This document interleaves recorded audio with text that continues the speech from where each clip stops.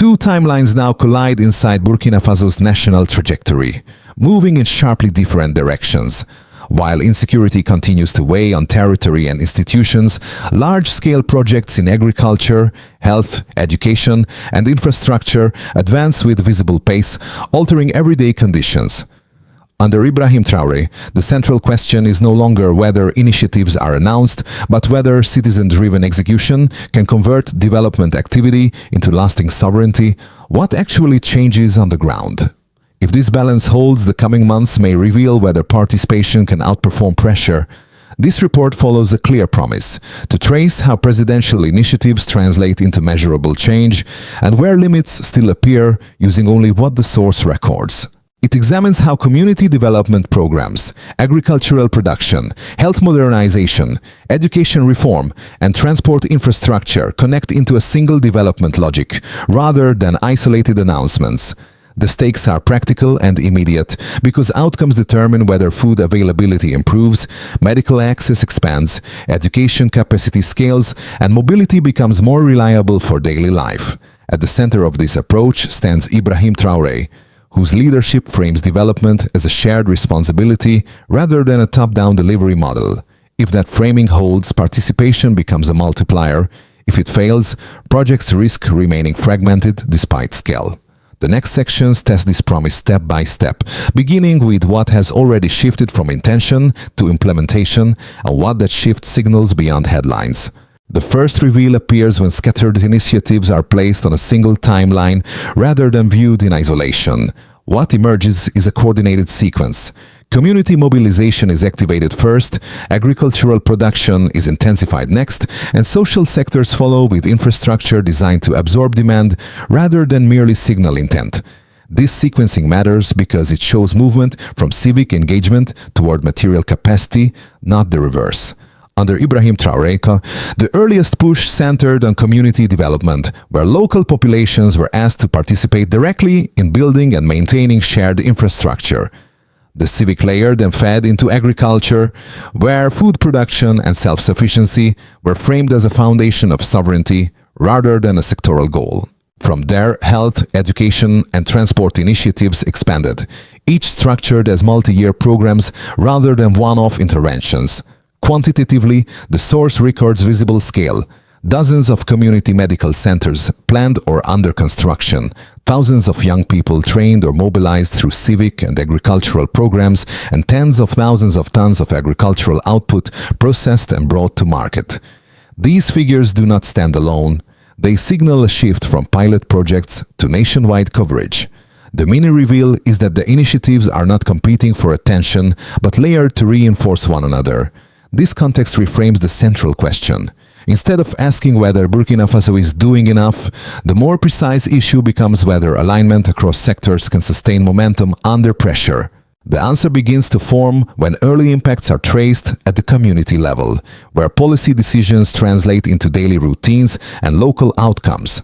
Early impacts become clear when attention shifts from national plans to local routines shaped by participation. In several communities, development activity first appears through collective labor. Cleaning campaigns, small repairs, road grading, and the rehabilitation of basic facilities carried out with local involvement. These actions are modest in scale, but they establish a pattern where projects are maintained by those who use them, not only delivered by authorities. This dynamic extends into agriculture, where farmers receive inputs, training, and equipment tied to production rather than dependency. Free or highly subsidized plowing, improved seeds, and fertilizers support lower entry barriers for vulnerable producers, while youth training links employment to output. The result is not simply higher activity, but a reorientation of daily work toward self-sufficiency goals that communities can observe and measure. Health and education initiatives follow a similar logic.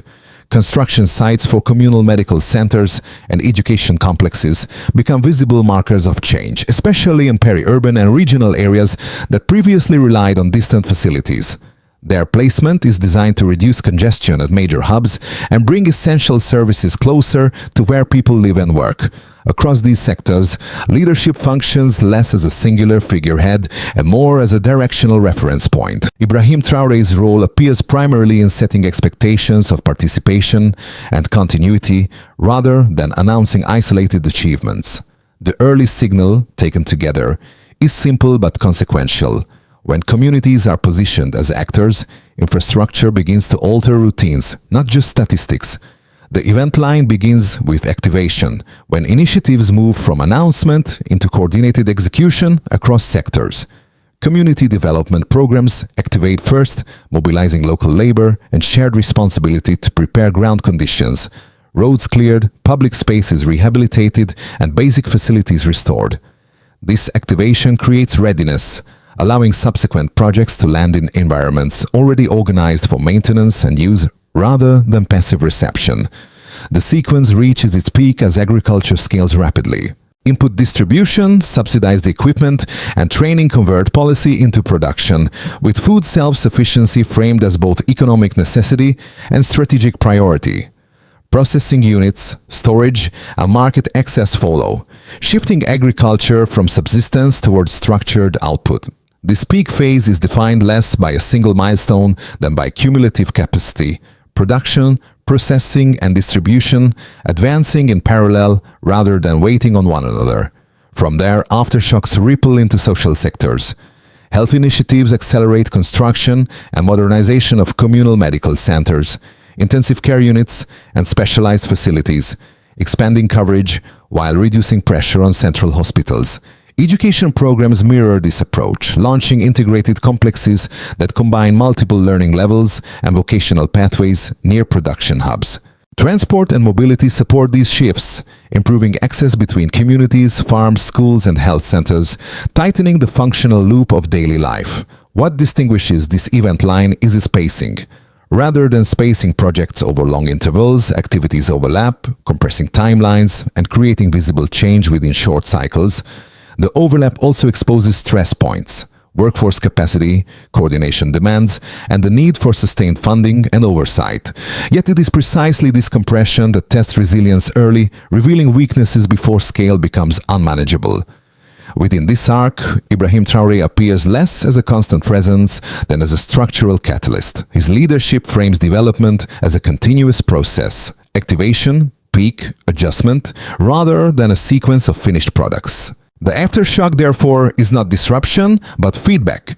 Communities adapt, institutions recalibrate, and the system either stabilizes or strains under its own weight. This progression sets up the next test. Once momentum is visible, evidence must show whether outputs match inputs and whether scale delivers proportional returns rather than symbolic progress. The quantitative record provides a clearer test of whether momentum converts into capacity. In community development, the source documents measurable outputs tied directly to participation. Dozens of kilometers of roads regraded, masonry drainage constructed, and sanitation equipment distributed to local administrations.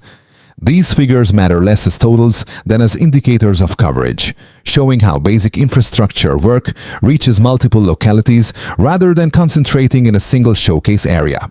Agriculture supplies the strongest numerical signal. The initiative reports hundreds of tractors deployed for free plowing services, alongside large volumes of improved seeds and fertilizers distributed at heavily subsidized rates. Each metric reflects a deliberate reduction of entry costs for producers, shifting risk away from households and toward collective investment. Processing data reinforce this shift, with tens of thousands of tons of rice processed over a defined period and significant volumes placed on domestic markets, indicating movement beyond production into value chains. Training figures further clarify intent. Thousands of young people are enrolled in agricultural entrepreneurship and civic programs, linking employment directly to output and maintenance rather than temporary labor. In parallel, vocational and educational investments expand seating capacity and facilities across universities and technical institutions, signaling preparation for sustained skill demand rather than short-term absorption. Health infrastructure numbers complete the picture. Dozens of communal medical centers are planned or under construction, alongside multiple intensive care units, dialysis facilities, and specialized diagnostic services. Equipment acquisitions valued in the hundreds of millions of CFA francs support this expansion, while mobile clinics extend coverage into underserved areas. Each metric addresses a specific bottleneck, distance, congestion, or specialization gaps. Taken together, these numbers form a baseline and a delta. The baseline shows fragmented access and limited capacity. The delta reflects expanded reach across agriculture, health, and education within a compressed time frame. Under Ibrahim Traoré, the significance lies not in any single figure, but in their alignment across sectors. The evidence suggests scale is being built deliberately, though its durability depends on whether maintenance, staffing, and funding keep pace with physical expansion. A balanced assessment requires confronting the strongest counter-arguments raised by observers of Burkina Faso's development drive. One critic holds that large initiatives announced under pressure risk overextension, stretching administrative capacity and diluting impact across too many sectors at once. From this view, rapid expansion can produce visible construction without guaranteeing staffing, maintenance, or long-term service quality. A second counterpoint questions participation itself. Mobilizing citizens and young people is often praised in principle, but critics argue that reliance on civic engagement may mask gaps in professional capacity or shift burdens onto communities already facing insecurity and economic strain. If enthusiasm fades, projects could stall or degrade, leaving infrastructure underused. The source material offers partial responses to both concerns. On capacity, initiatives are structured as multi-year programs with phased construction, equipment acquisition, and parallel training components, particularly in health and agriculture. This sequencing suggests an attempt to synchronize physical assets with human resources rather than deliver facilities in isolation. While the risk remains, the design reflects awareness of the problem rather than denial of it. On participation, the evidence points to a different framing. Community involvement is not presented as a substitute for state responsibility, but as a multiplier that supports maintenance, monitoring, and local ownership. Training figures, paid recruitment for sanitation and agricultural roles, and vocational education investments indicate that participation is coupled with skill building and income generation rather than unpaid obligation alone. Within this context, Ibrahim Traoré's approach appears intentionally exposed to scrutiny. By advancing multiple sectors simultaneously, weaknesses surface early instead of remaining hidden behind pilot projects. This does not eliminate risk, but it allows adjustment before scale hardens into inefficiency. The Steelman conclusion is therefore conditional. The initiatives could strain capacity if coordination falters, yet the available evidence shows mechanisms designed to absorb that strain. The next question is whether midpoint developments reveal a decisive shift that either validates this approach or exposes its limits. The midpoint reveal arrives not through a new announcement, but through a quiet structural shift. Across agriculture, health, and education, projects move from isolated delivery toward integrated systems that are designed to operate together. Processing units appear alongside production sites. Medical centers are paired with staffing and equipment plans, and schools are built near economic hubs, rather than as standalone facilities. This detail changes the reading of earlier numbers. What looked like parallel expansion now resembles a single architecture aimed at reducing dependency loops, imported food, distant hospitals, and centralized education. The reveal is that coordination, not scale alone, is doing the heavy lifting. At this midpoint, the role of Ibrahim Traoré becomes clear without growing louder. Leadership is visible in sequencing rather than spectacle, in how timelines overlap and reinforce one another instead of competing for attention. The projects stop reading as temporary responses to pressure and begin to resemble an attempt at structural reset. One line captures the shift. Systems replace stopgaps. Whether that replacement holds under stress is no longer a theoretical question. The answer depends on how these systems affect everyday actors once initial momentum fades. The real test of coordinated development appears in how consequences distribute across society, rather than in aggregate totals. For the state, expanded infrastructure alters capacity and expectations at the same time. More communal medical centers, upgraded hospitals, and decentralized education facilities reduce pressure on central institutions. but they also require sustained staffing, logistics, and oversight. If coordination holds, the state gains operational depth. If it weakens, fragmentation becomes visible quickly. For businesses and producers, especially in agriculture, consequences are immediate and practical. Subsidized inputs, access to equipment, and nearby processing units shorten the distance between production and market. This reduces losses, stabilizes output, and encourages small operators to scale cautiously. In this sense, agricultural initiatives shift local enterprise from survival mode toward planning mode, even under uncertainty. For citizens, the impact is most tangible in time and access.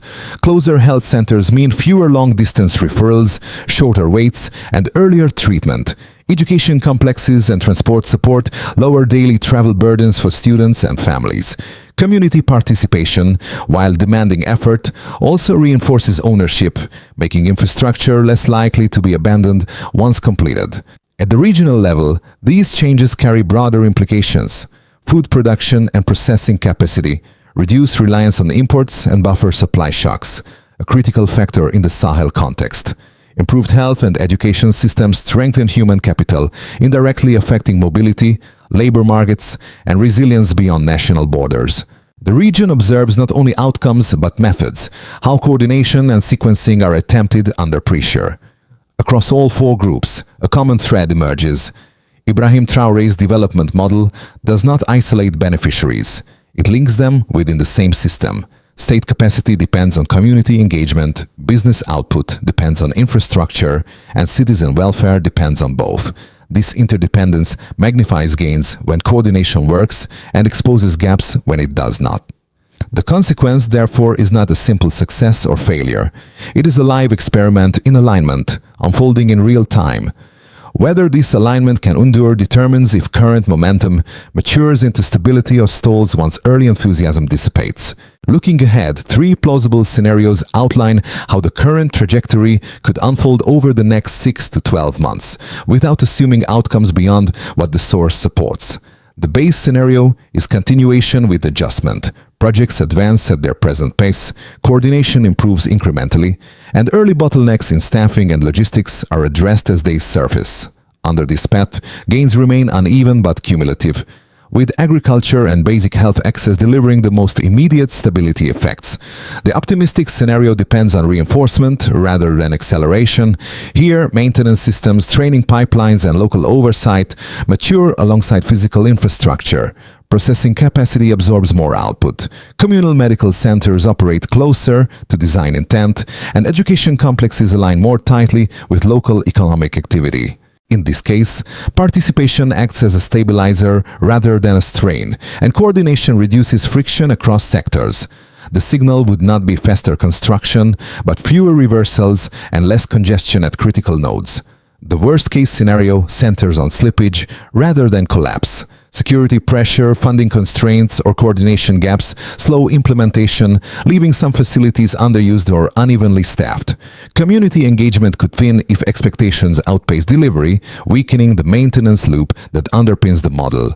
Progress would still be visible, but its credibility would erode as gaps between promise and experience widen.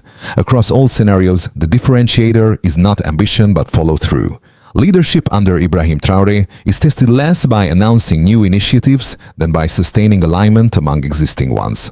The strategic choice is whether to consolidate systems already in motion or disperse attention toward additional fronts. A single thinking rule applies across these futures. Stability emerges when systems are allowed to mature before expansion resumes. The coming period therefore functions as a proving window, clarifying whether current momentum is self-reinforcing or dependent on constant push. At this stage, the story narrows from systems to choices that affect everyday observers, whether inside Burkina Faso or watching from abroad. For families, the changes register first as time saved or distance reduced. A closer clinic, a nearer school, a shorter route to market. These are small shifts individually, but together they alter how households plan work, education, and care under pressure. For young people, the initiatives reshape expectations. Training tied to agriculture, civic programs, and vocational education links effort to tangible output rather than abstract opportunity. This connection does not remove uncertainty, but it replaces waiting with participation, offering a clear sense of agency in daily routines. The trade-off is responsibility. Involvement demands consistency, not only enthusiasm. For professionals, teachers, health workers, technicians, the model raises a different question. Decentralized facilities expand reach, yet they also require adaptability, coordination, and sustained support to avoid burnout or uneven service quality. What improves access must also protect standards, a balance that remains visible but unfinished. For outside observers, the lesson is comparative rather than prescriptive. Development under constraint forces prioritization, sequencing, and trade-offs that wealthier contexts often delay. Watching how these choices play out offers insight into what matters most when resources, time, and stability are limited. In this sense, the viewer is not asked to applaud or dismiss the effort. The invitation is to observe alignment in action and consider how participation, infrastructure, and leadership interact when pressure is constant. The question becomes personal rather than abstract. When conditions are difficult, which changes would you notice first, and which would you consider worth sustaining? The solution pathway described in the source emphasizes consolidation over expansion, focusing on how existing initiatives are stabilized and measured. The first step centers on roles and responsibility. State institutions define standards and oversight, while local authorities coordinate implementation and communities support maintenance, creating clear ownership at each layer. This division matters because it prevents participation from becoming diffuse or symbolic. The second step concerns timing. Projects are sequenced so that infrastructure delivery aligns with staffing, training, and equipment readiness. Medical centers, for example, are designed to open with personnel and supplies in place, while agricultural support links inputs to planting cycles rather than calendar targets. Timing becomes a form of quality control rather than a race. Measurement forms the third step. Progress is tracked through simple, observable indicators. Facilities operating as intended, output reaching markets, services reducing travel and wait times. These measures favor use over appearance, making underperformance visible early. They also allow adjustment without reframing goals or announcing new programs. The fourth step is capacity reinforcement. Training pipelines for health workers, agricultural entrepreneurs, and technicians are expanded to match infrastructure growth. This reduces reliance on temporary fixes and anchors services locally. Capacity here is treated as cumulative, not interchangeable. The final step links continuity to accountability. By institutionalizing practices that work and revising those that do not, the pathway prioritizes durability over speed. Under Ibrahim Traoré, the emphasis is on keeping systems functional before widening scope. Whether this discipline holds determines to if initiatives mature into routines rather than remain projects. The story circles back to the same scene where early change first became visible. Ordinary people maintaining what they helped build.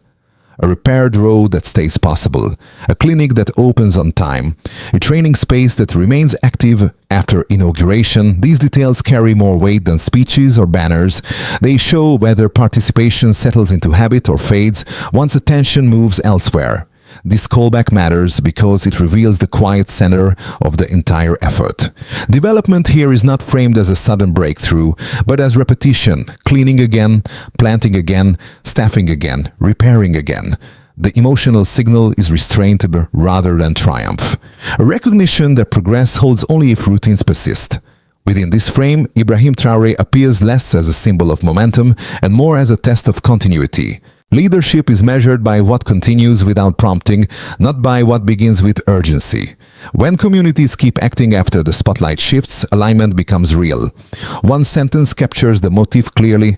What is maintained defines what matters. The emotional close is therefore grounded, not celebratory. It rests on the idea that sovereignty is practiced daily, not declared once. Whether these routines endure determines if today's initiatives become tomorrow's normal life. The closing frame is social rather than political, inviting reflection instead of verdicts. What unfolds in Burkina Faso is not a finished model, but a process visible in farms, clinics, classrooms, and local roads where daily use becomes the real metric. Observers are asked to look past labels and assess alignment. Whether systems reinforce one another, whether participation endures, and whether services remain accessible when attention shifts elsewhere. In this sense, the initiatives associated with Ibrahim Traoré function as a mirror. They reflect how leadership, institutions, and citizens interact under pressure and how quickly progress can stall without coordination. The value of watching lies in comparison. What seems essential, what proves secondary, and what must be protected to keep momentum alive. The invitation is simple and open. Based on what you have seen, which element matters most for durability, participation, coordination, or consolidation, and why?